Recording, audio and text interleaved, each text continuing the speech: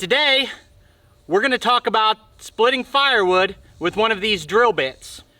So a few months ago, I started getting served Facebook ads for this product on a regular basis. Facebook can tell I split firewood, I sell firewood as a side business, and you know, they started targeting me with this product. I thought that looks pretty handy. They've got a video that shows a guy with some split wood like this, and he's just running this through there like no problem. And I said, wow, that would be really easy for kindling, maybe bundle wood, my own barbecue area. I like to use a little bit of kindling to get a fire started up there, or put it in for a smoke flavor in my grill. And so I bought two of these. I've got two different sizes here because I wasn't sure which one would be the best. And I made a video, having never used it before. I'd only watched it in a video. I made a video where I came out here and tried to split some wood.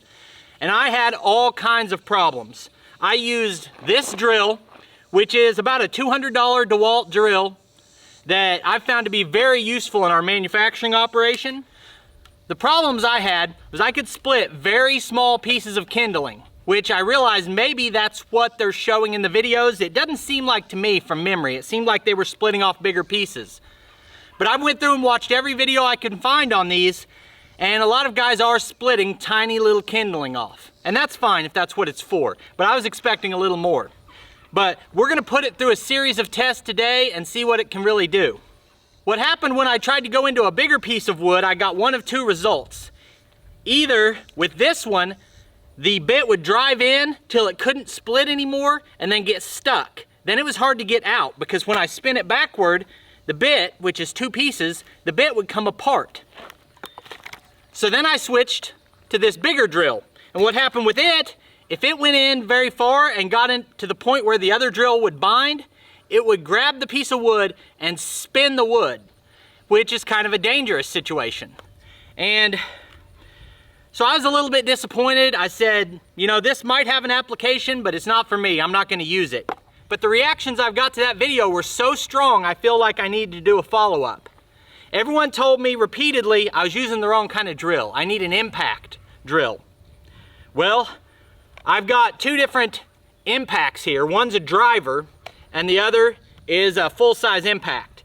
And the impact motion on those is gonna help, but this has an SDS bit on it. I went to a couple of stores that sell tools and couldn't find anything that adapts this SDS to either one of these impacts. So, we'll rule those out. Now we've got three drills here to try. This one I just went and bought.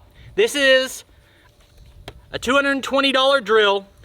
It's a brushless 20 volt, and it's a hammer drill made for these SDS bits, where they actually lock in, and this should be what the tool is meant to run in. I felt like it was important that I redid this video because the last thing I want to do is leave a bad review on a product without giving it a full chance. So let's chalk it up in the hammer drill and give it a try.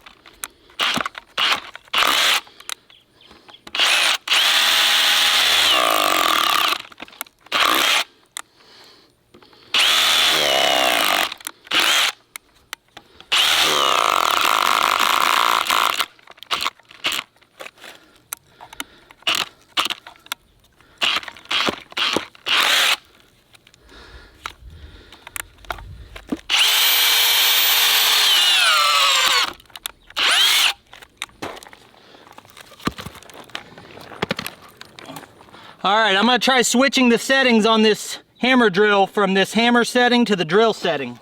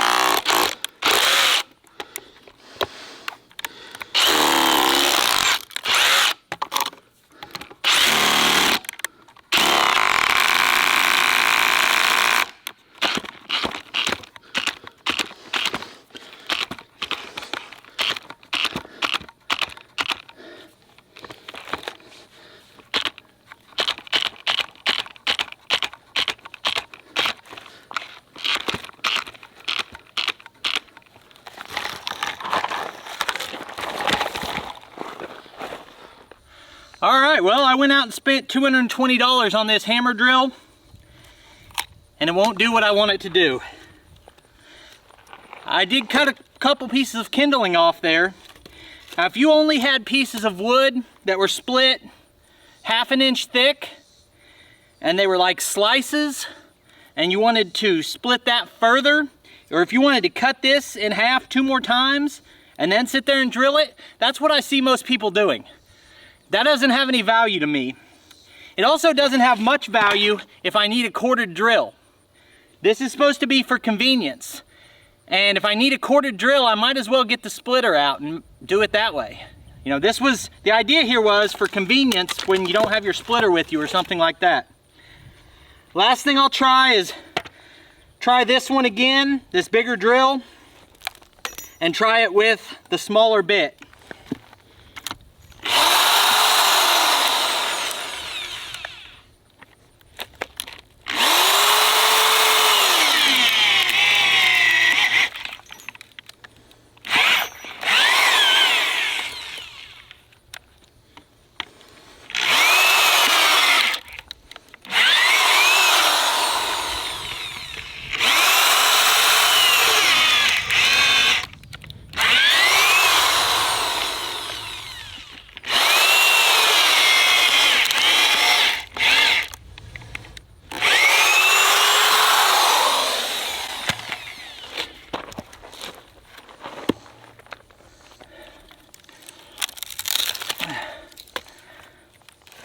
We got a piece of kindling right there.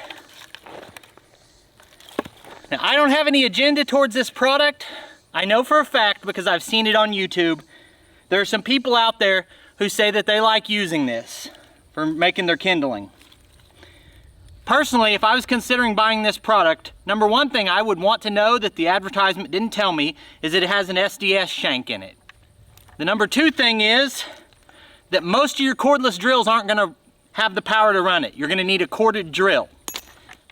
And I'd want to know that the best bet is a corded hammer drill, because I'm going to say the majority of people have a nice drill, but they probably don't have an SDS hammer drill.